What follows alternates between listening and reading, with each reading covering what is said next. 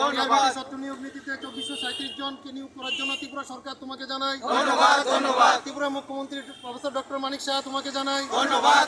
ত্রিপুরা মুখ্যমন্ত্রী professor doctor Manik Saha তোমাকে জানাই ধন্যবাদ। জিআরবিটি ছাত্র নিয়োগ নীতিতে 2437 জনকে নিয়োগ করার জন্য ত্রিপুরা সরকার তোমাকে জানাই ধন্যবাদ। জিআরবিটি ছাত্র নিয়োগ নীতিতে 2437 জনকে নিয়োগ করার আমরা দেখতে পাচ্ছি জেআরবিটির চাকরি প্রার্থীরা আজ মাননীয় মুখ্যমন্ত্রী সহ সবাইকে ধন্যবাদ জানিয়েছেন।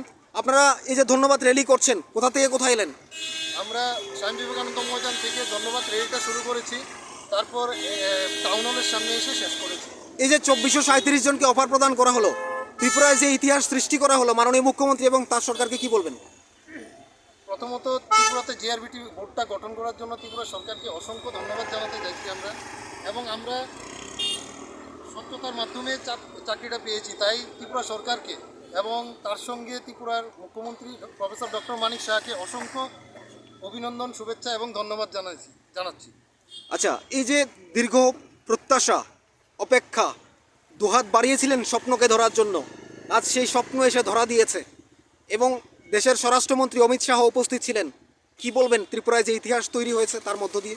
দেখুন, একদম ত্রিপুরাতে এই জিনিসটা প্রথম শুরু হয়েছে, এই যে জিআরবিটির মাধ্যমে চাকরি দেওয়ার প্রসেসটা।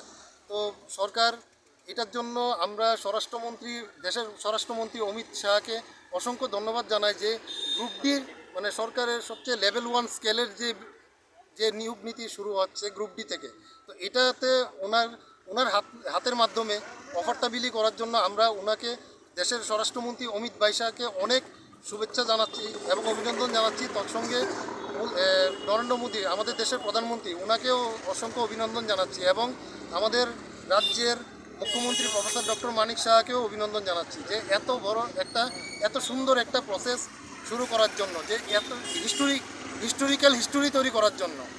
এখন থেকে আমরা অসংখ্য শুভেচ্ছা তাদেরকে জানাচ্ছি। যেভাবে বেকারত্ব ডিপ্রেশনে পড়ছে, বলছে চাকরি হবে না, কেউ বিরোধীরা বলছে ঘুষ দিয়ে চাকরি হচ্ছে, কেউ বলছে 100% ট্রান্সপারেন্ট হচ্ছে না, টাকা দিয়ে চাকরি দিচ্ছে এই সরকার, কি বলবেন?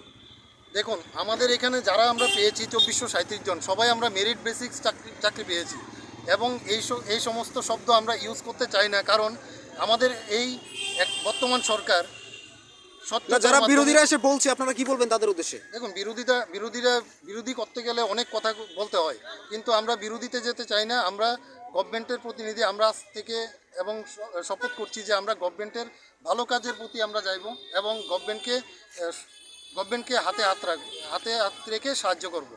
এবং নেশামুক্ত ত্রিপুরা যে আমাদের মুখ্যমন্ত্রী স্লোগান দিয়েছেন, সেই নেশামুক্ত ত্রিপুরা গঠন করতে ওনাকে আমরা সাহায্য করব।